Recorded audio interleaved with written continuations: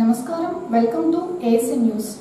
ప్రభుత్వ మెడికల్ కాలేజీలు ప్రైవేటీకరణను నిరసిస్తూ అద్దంకిలో బుధవారం శాంతియుత నిరసన ర్యాలీ కార్యక్రమాన్ని చేపట్టారని, నిరసన ర్యాలీలో వైఎస్ఆర్సీపీ పార్టీ నాయకులు, కార్యకర్తలు పాల్గొని జయప్రదం చేయాలని వైఎస్ఆర్సీపీ పార్టీ అద్దంకి నియోజకవర్గ ఇన్ఛార్జ్ చింతలపూడి అశోక్ కుమార్, వైఎస్ఆర్సీపీ పార్టీ అధికార ప్రతినిధి శ్యామల తెలిపారు. ఈ సందర్భంగా అశోక్ మాట్లాడుతూ తాను అమెరికాలో ఉన్నందున బుధవారం జరిగే నిరసన ర్యాలీ కార్యక్రమానికి ఎమ్మెల్సీ మాధవ్, అధికార ప్రతినిధి శ్యామల హాజరవుతున్నారని, భవానీ సెంటర్ నుంచి ఎంఆర్ఓ కార్యాలయం వరకు జరిగే ర్యాలీలో అందరూ పాల్గొని జయప్రదం చేయాలని అశోక్ కుమార్ పిలుపునిచ్చారు. అద్దంకి ప్రజానికానికి నమస్కారం. మన అధినాయకులు వైఎస్ జగన్మోహన్ రెడ్డి గారి పిలుపు మేరకు నవంబర్ 12వ తారీఖున రాష్ట్ర వ్యాప్తంగా ప్రభుత్వ మెడికల్ కాలేజీలు ప్రైవేటైజేషన్ చేయడానికి వ్యతిరేకంగా శాంతియుత ప్రజా ఉద్యమం చేపట్టబోతున్నాము. అద్దంకి నియోజకవర్గంలో భవానీ సెంటర్ నుంచి ఎంఆర్ఓ ఆఫీస్ వరకు శాంతియుత నిరసన ర్యాలీని చేపట్టబోతున్నాము. దీనికి ముఖ్య అతిథులుగా ఎమ్మెల్సీ మాధవరావు గారు, రాష్ట్ర అధికార ప్రతినిధి శ్యామల గారు, సీనియర్ నాయకులు వైవి భద్రారెడ్డి గారు కూడా హాజరవుతున్నారు. నియోజకవర్గంలోని ప్రతి ఒక్కళ్ళు కూడా ఈ కార్యక్రమంలో పాలు పంచుకొని దాన్ని దిగ్విజయం చేయాలని కోరుకుంటున్నాను. ముఖ్యంగా పేద మధ్యతరగతి ప్రజలు ఎవరైతే వైద్య విద్యం అందక ఇబ్బంది పడుతున్నారో, దాంతోపాటు మిగతా ప్రజా సంఘాలందరూ కూడా దీనిలో పాలు పంచుకోవాలని కోరుకుంటున్నాను. Thank you. అద్దంకి ప్రజలందరికీ నమస్కారం. వైఎస్ జగన్మోహన్ రెడ్డి గారి పిలుపు మేరకు అన్ని నియోజకవర్గాల్లో కూడా రేపు నవంబర్ 12వ తారీఖున గవర్నమెంట్ మెడికల్ కాలేజీల ప్రైవేటీకరణను నిరసిస్తూ పెద్ద ఎత్తున వైఎస్ఆర్ కాంగ్రెస్ పార్టీ ప్రజా ఉద్యమాన్ని చేపట్టిన విషయం మనందరికీ తెలిసిందే. రేపు అద్దంకిలో ఉదయం 10 గంటలకి భవానీ సెంటర్ నుండి ఎంఆర్ఓ ఆఫీస్ వరకు కూడా ఈ శాంతియుత నిరసన ర్యాలీ కొనసాగుతుంది. ఈ ర్యాలీలో ప్రజలందరూ కూడా పెద్ద ఎత్తున పాల్గొనాలని మనస్ఫూర్తిగా కోరుకుంటున్నాను. మన వైఎస్ఆర్ కాంగ్రెస్ పార్టీ అద్దంకి సమన్వయకర్తగా ఉన్నటువంటి అశోక్ అన్న కొన్ని అనివార్య కారణాల వల్ల అమెరికాకు వెళ్లడం జరిగింది కాబట్టి ఆ బాధ్యతని నాకు అప్పగించడం జరిగింది. రేపు మనందరం కలిసి ఈ ప్రజా ఉద్యమాన్ని పెద్ద ఎత్తున విజయవంతం చేద్దాం. ప్రస్తుత కూటమి ప్రభుత్వాన్ని గొంతెత్తి ప్రశ్నిద్దాం. సింగరకొండ శ్రీ ప్రసన్నాంజనేయ స్వామి ఆలయానికి మంగళవారం భక్తులు అధిక సంఖ్యలో తరలి వచ్చారు. కార్తీక మాసంలో వచ్చే మంగళవారం కావడంతో మహిళా భక్తులు సుదూర ప్రాంతాల నుంచి స్వామివారి దర్శనం కోసం క్యూ లైన్ లో బారులు తీరారు. ప్రసన్నాంజనేయ స్వామివారికి నిత్యం జరిగే అభిషేకాలు, పూజా కార్యక్రమాలు జరిపి పూజలు తదుపరి భక్తుల దర్శన సౌభాగ్యం కల్పించారు. భక్తులు స్వామివారిని దర్శించుకొని గోత్రనామాలతో పూజలు చేయించుకొని తీర్థప్రసాదములు స్వీకరించారు. మంగళవారం కావడంతో సుదూర ప్రాంతాల నుంచి వచ్చే భక్తుల కోసం ఆలయ చైర్మన్ చుండూరి మురళి మరియు పాలక మండలి సభ్యులు కలిసి అన్ని విధాలుగా ఏర్పాట్లు చేశారు. అన్నదాన కార్యక్రమానికి సంబంధించి పాలక మండలి సభ్యులు దగ్గర ఉండి భక్తులకు టిక్కెట్లు పంపిణీ చేశారు. సుమారు 500 మందికి పైగా భక్తులకు అన్నదానం ఆలయం తరపున జరిగిందని చైర్మన్ మురళి తెలియజేశారు.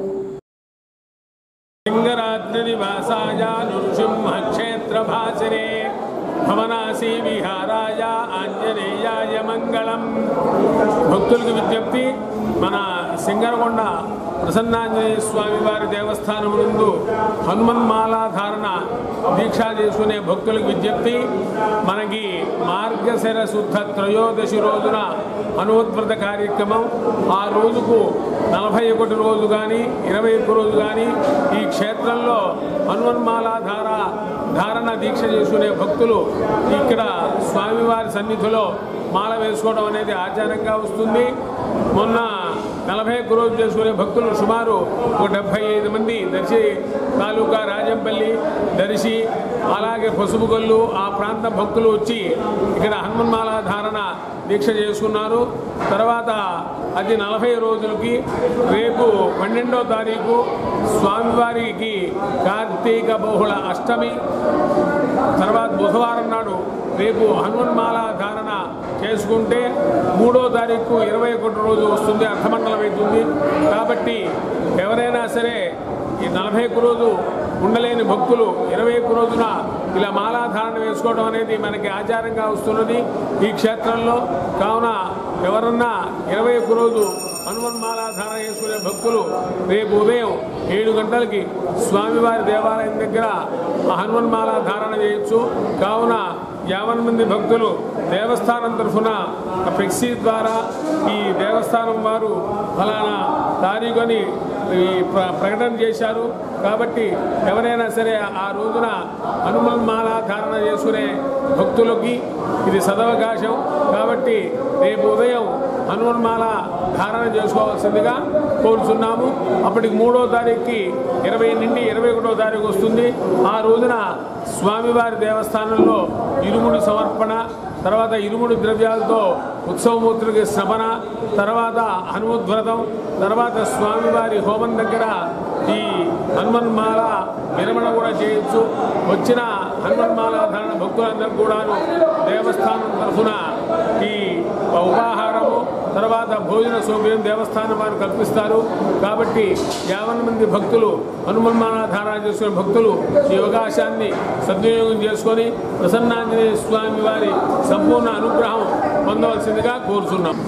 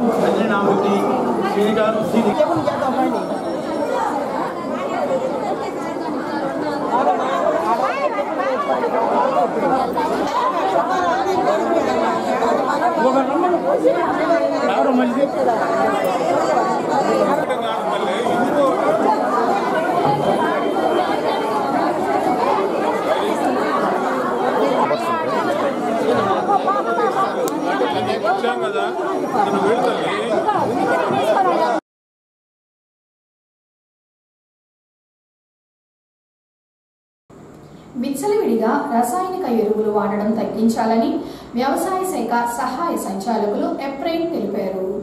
అద్దంకి మండలం గోవాడ చిన్నకొత్తపల్లి గ్రామాలలో మంగళవారం పొలం పిలుస్తుంది కార్యక్రమాన్ని ఏర్పాటు చేయగా ఏడీఏ ఎప్రైన్ ఏఓ వెంకటకృష్ణ హాజరై వరి పంట పొలాలు సందర్శించారు.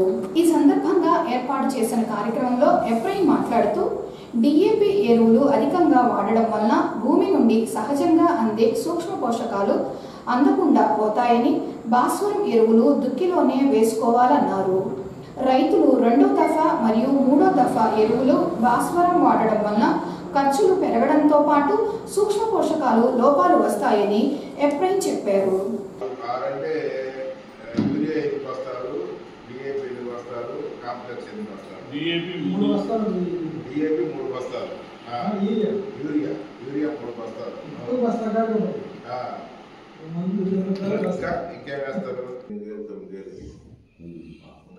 అంటే మనకి మీ శాస్త్రవేత్తలు మీద నమ్మకమేనా?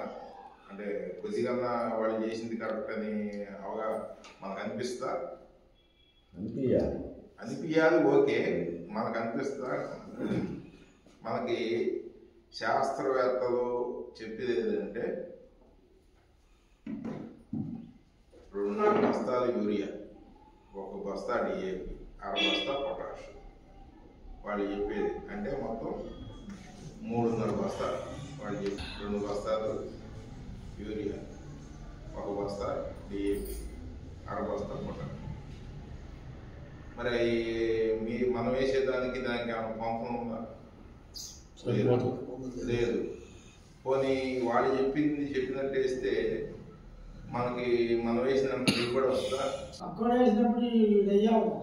వేసాడు కాబట్టి మనం వేయాలి, అంతేగాని పైరుకి ఏం కావాలో మనకు సంబంధం ఉందా?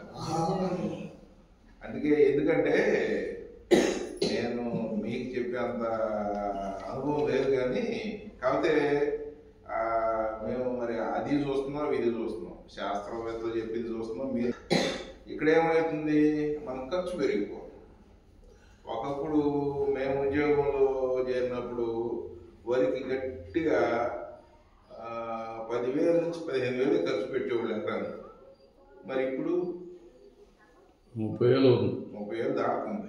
30,000 దాటుతుంది. మరి మనకి ఏదో దేవుడు దేవాలు బాగా పంట వస్తే ఏదో అవి పోను కొద్దిగా 5,000-10,000 ఏదో మిగులుతుంది. అదే కొద్దిగా ఈ తుఫాను కొట్టి మనకి 20 నుంచి 25 వచ్చింది అనుకో, మనకు వస్తుందా? మనం పెట్టిన ఖర్చు రాదు. మరి అందువల్ల ఏమైంది, రైతులకు నష్టమే ఎక్కువ అవుతుంది, లాభం కంటే నష్టమే ఎక్కువ అవుతుంది. అంటే మనం పెట్టే ఖర్చుని నియంత్రించుకోవాలి, అట్ ద సేమ్ టైము మనకి పంటకు కావాల్సిన పోషకాలు కూడా అందించాలి. అంతేగా ఇప్పుడు 1 బస్తా డిఏపి, 1/2 బస్తా పొటాషు, 2 బస్తాలు యూరియా ఎంత అయింది ఖర్చు? గట్టిగా వేసుకుంటే 3,000 లోపే అయిపోతుంది. మనం పెట్టేది 7-8,000 దాకా జనరల్గా పెడతాం. అక్కడే మనకి ఒక 5,000 తేడా కనపడుతుంది. అంతే కదా. ఈ 5,000ని మనం 5,000 దక్కేసుకోకూడదు.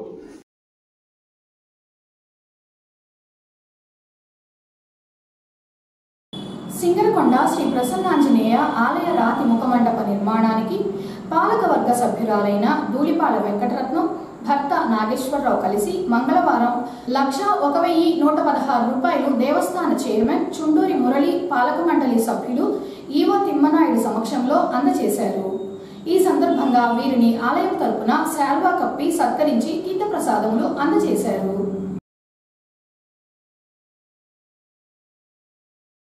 అద్దంకి మండలంలోని ఏ గ్రామ పంచాయతీలో శానిటేషన్ లోపాలు రాకుండా చూడాలని స్వచ్ఛాంధ్ర కార్పొరేషన్ డైరెక్టర్ చిన్ని శ్రీనివాసరావు ఎంపీడీఓ వరూదిని కోరారు. మంగళవారం అద్దంకి ఎంపీడీఓ కార్యాలయంలో స్వచ్ఛాంధ్ర కార్పొరేషన్ డైరెక్టర్ చిన్ని శ్రీను, ఎంపీడీఓ వరూదిని కలిసి శానిటేషన్ పనుల గురించి చర్చించారు.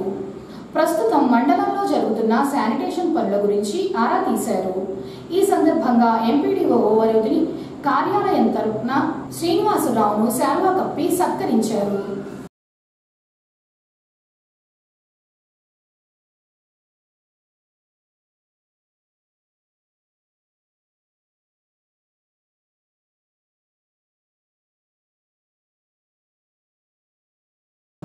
మెడికల్ కాలేజీలు ప్రైవేటీకరణను వ్యతిరేకిస్తూ వైఎస్ఆర్సీపీ పార్టీ ఆధ్వర్యంలో ఈ నెల 12వ తేదీన శాంతియుత నిరసన ర్యాలీ చేపట్టనున్నారని వైఎస్ఆర్సీపీ పార్టీ వాణిజ్య విభాగ అధ్యక్షులు గోనుపూడి రఘురామగుప్తా అన్నారు. అద్దెకి వైసీపీ పార్టీ కార్యాలయంలో మంగళవారం నిరసన కార్యక్రమానికి సంబంధించి వైఎస్ఆర్సీపీ పార్టీ నాయకులు మీడియా సమావేశాన్ని ఏర్పాటు చేశారు. ఈ సందర్భంగా రఘురామగుప్తా మాట్లాడుతూ వైసీపీ ప్రభుత్వం హయాంలో జగన్మోహన్ రెడ్డి 17 మెడికల్ కాలేజీలు తీసుకువస్తే కూటమి ప్రభుత్వం అధికారంలోకి వచ్చిన తరువాత ప్రైవేటీకరణ చేస్తుందని, మెడికల్ కాలేజీల ప్రైవేటీకరణను వైసీపీ పార్టీ తరపున వ్యతిరేకిస్తున్నారని గుప్తా చెప్పారు. అందులో భాగంగా బుధవారం అద్దంకిలోని వైఎస్ఆర్ విగ్రహం వద్ద నుంచి ఎంఆర్ఓ కార్యాలయం వరకు నిరసన ర్యాలీ కార్యక్రమాన్ని చేపట్టనున్నారని, ర్యాలీలో వైఎస్ఆర్సీపీ పార్టీ నాయకులు, కార్యకర్తలు పాల్గొని జయప్రదం చేయాలని రఘురామగుప్తా పిలుపునిచ్చారు. ఏర్పాటు చేసిన అద్దంకి వైఎస్ఆర్ కాంగ్రెస్ పార్టీ వారికి, ఇక్కడికి ఇచ్చేసిన అందరికీ నా హృదయపూర్వక నమస్కారాలు తెలియజేస్తున్నాను. రాష్ట్ర వైఎస్ఆర్ కాంగ్రెస్ పార్టీ అధ్యక్షులు మాజీ ముఖ్యమంత్రి వైఎస్ జగన్మోహన్ రెడ్డి గారు పిలుపు మేరకు అన్ని నియోజకవర్గాల్లో 17 మెడికల్ కాలేజీలను ప్రైవేటీకరణ చేయడానికి తెలుగుదేశం పార్టీ కూటమి కుట్ర పన్నింది. దాని మీద మన వైఎస్ఆర్ పార్టీ తరఫున మన నియోజకవర్గంలో అన్ని మండలాల నాయకులు కార్యకర్తలు అందరూ అద్దంకి వచ్చి అద్దంకి నుంచి భవానీ సెంటర్ మీదకుండా ఎంఆర్ఓ ఆఫీస్ గారికి ఇచ్చి అర్జీ ఇచ్చి వినతి పత్రం మన నిరసన తెలియజేయాలి.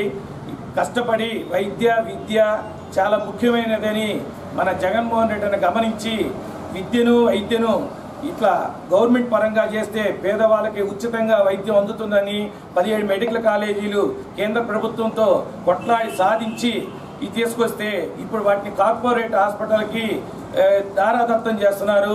కమిషన్ల కోసం కక్కుర్తిపడి పేదవాళ్ళకి అన్యాయం చేస్తున్నారు. కేవలం ఇది ధనికుల కోసం ఏర్పాటు చేస్తున్న విషయమే కానీ పేదలకు ఎటువంటి ఉపయోగం లేదు. ప్రభుత్వం చేసినందువల్ల ఉపయోగం ఉంటుంది. ఉదాహరణ మన గవర్నమెంట్ హాస్పిటల్స్ అన్ని చూస్తున్నాము. గవర్నమెంట్ హాస్పిటల్స్లో మనకి ఏ విధంగా ఉచితంగా వైద్యం అందుతుందో, క్యాన్సర్ కానీ ఎముకలు ఇరిగినా ఏదైనా ఏ వైద్యానికైనా ఫ్రీగా అందుతుంది వైద్యం.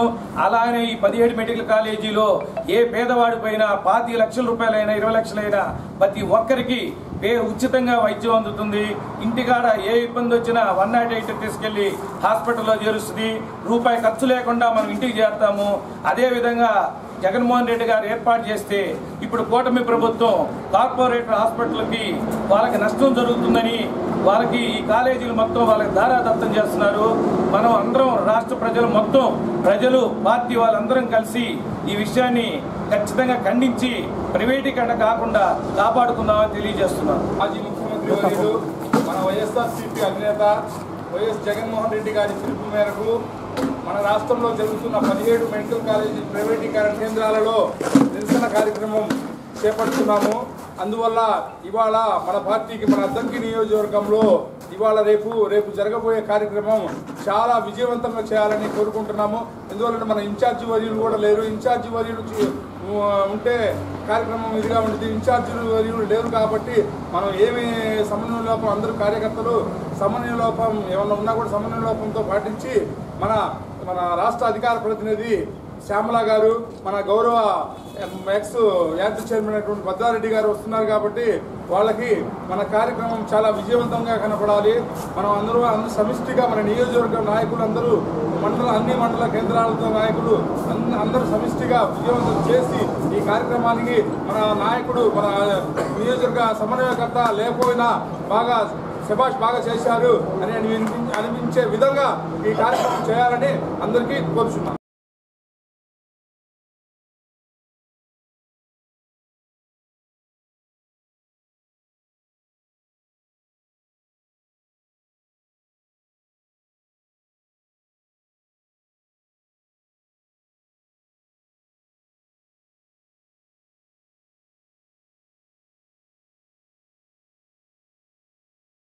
భారతీయ జనతా పార్టీ పేద ప్రజల పక్షాన నిలబడి వారి అభివృద్ధి కోసం కృషి చేస్తుందని యువమోర్చా రాష్ట్ర కార్యవర్గ సభ్యులు కామదాని శ్రీరామ్ అన్నారు.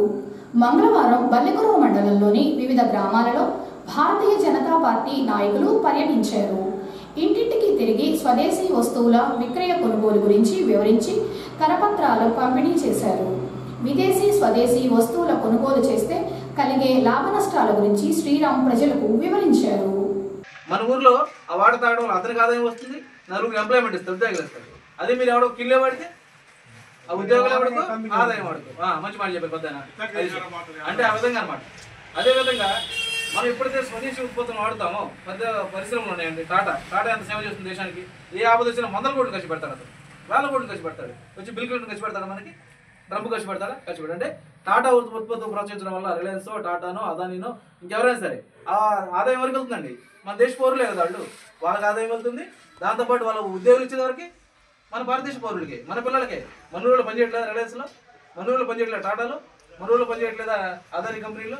అంటే తిరిగి లాభం ఎవరు దొరుకుతుంది మనకి. కాబట్టి స్వదేశీ నినాదాన్ని మోడీ గారి నినాదంగా మాత్రం కాకుండా ఆయన అమలుపరిచి మనందరం అమలుపరిచేలాగా తయారు చేస్తున్నారు. ఇది మొదటి అంశం. రెండో అంశం ఏంటంటే ఈ విధంగా స్వదేశీ పరిశ్రమల్ని, స్వదేశీ వస్తువుల్ని మనం ప్రోత్సహించడం ద్వారా స్వదేశీ పరిశ్రమలు బలపడటమే కాకుండా మనం ఎప్పుడైతే విదేశీ వస్తువులు ఉంటే ఏమైతే మన పరిశ్రమలు బలపడతాయి. మన పరిశ్రమలు బలపడితే మన పిల్లలకి ఉద్యోగాలు ఇస్తారు. అది మనకు ఇప్పుడు కూలర్ ఉందనుకోండి, మన దేశంలో పక్క దేశంలో కొనుక్కోవాలి. లేకపోతే పక్క దేశంలో కొంటే ఏమైంది, అది వేలు తయారైంది, వాళ్ళ డబ్బులు వెళ్తాయి. వాళ్ళ పరిశ్రమలు బలపడితే వాళ్ళ పిల్లలకు ఉద్యోగాలు. అదే మన దేశం మనం వస్తువులు కొంటే ఇది మేడ్ ఇన్ చైనా ఉంది, కొంచెం ఎవరు చైనా వస్తారు. మేడ్ ఇన్ ఇండియా కొంటే మంగళూరు పిల్లలు మనూరు అదాని దాంట్లో అమ్మాయి దాంట్లో ఎవరు రెడ్డి గారు పనిచేస్తారు. అంటే దేశం మన దేశం అక్కడ బ్యాన్ చేయలేదు. మన వస్తువులు వాళ్ళకి అమ్ముతున్నాం కాబట్టి మన వస్తువు మాకు అమ్ముతుందని చెప్పలేదు. మనమే సరిపడిన అవగాహన పెట్టుకొని మన పరిస్థితులు వస్తాయి. అది మోడీ గారే దేశభక్తులు కాబట్టి అది వచ్చిన కొత్త నాడు దేశంలో ప్రతి గ్రామానికి వెళ్తున్నాం. ఇప్పుడు పల్లెటూరులో అన్ని బడ్జెట్లు కవర్ చేస్తున్నాం. మన ఊరుకోరు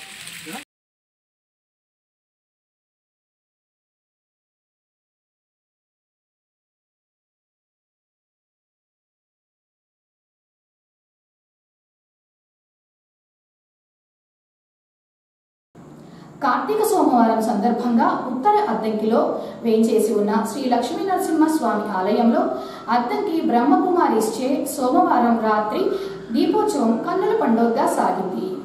దేవాలయమంతా దీపాలతో అలంకరణ చేసి దీపోత్సవం నిర్వహించారు. మహిళా భక్తులు పాల్గొని దీపాలు వెలిగించి స్వామివారిని దర్శించుకొని పూజలు జరిపారు.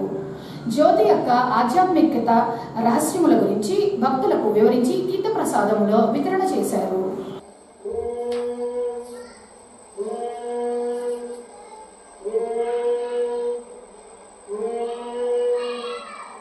కార్తీక మాసం ఉంది కాబట్టి బ్రహ్మముహూర్తం 4 నుంచి 4:30. ఓం శాంతి.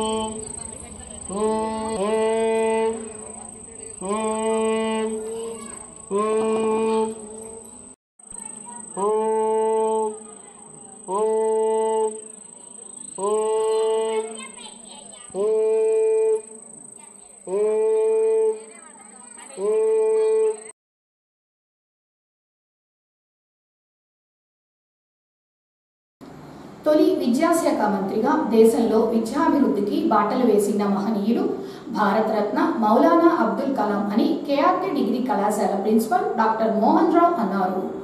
మౌలానా అబ్దుల్ కలాం జయంతి వేడుకలను మంగళవారం కేఆర్కే డిగ్రీ కళాశాలలో ఏర్పాటు చేయగా ప్రిన్సిపల్ మోహన్ మరియు అధ్యాపకులు కలిసి ఆయన చిత్రపటానికి పూలమాలలు వేసి నివాళులర్పించి అనంతరం ఆయన జీవిత విశేషాల గురించి ప్రిన్సిపల్ విద్యార్థులకు వివరించారు.